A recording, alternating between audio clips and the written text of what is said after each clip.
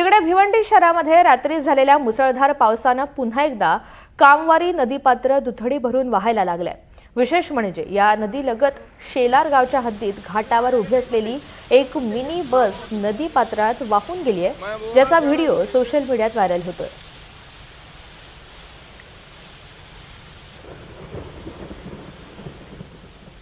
भिवंडी शहरात मुसळधार पावसामुळे रात्रभर मुसळधार पाऊस पडल्यामुळे हाहाकार उडाला आणि भिवंडीमध्ये जी काय ही कामवारी नदी आहे ती कामवारी दुधडी भरून वाहते।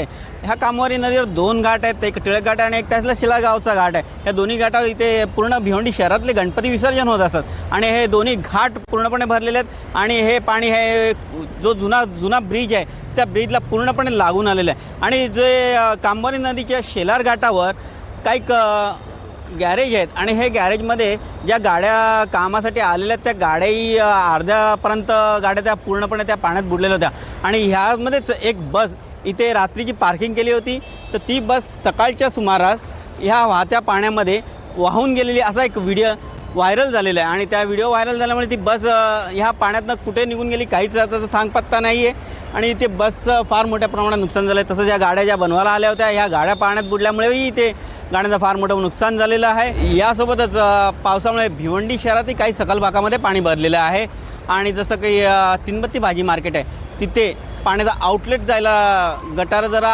हाईटला असल्या रोडच्या पासून हाईटला असल्यामुळे तिकडनं पाणीचा निचरा होत नाही, म्हणून त्या तिथे जास्त प्रमाणात पाणी साचलेलं आहे। त्यामुळे तिथे बसलेले जे भाजी विक्रेते आहेत त्यांचं मोठ्या प्रमाणात नुकसान झालेलं आहे। भिवंडीहून भूपेंद्र आंबोणे, NDTV मराठी।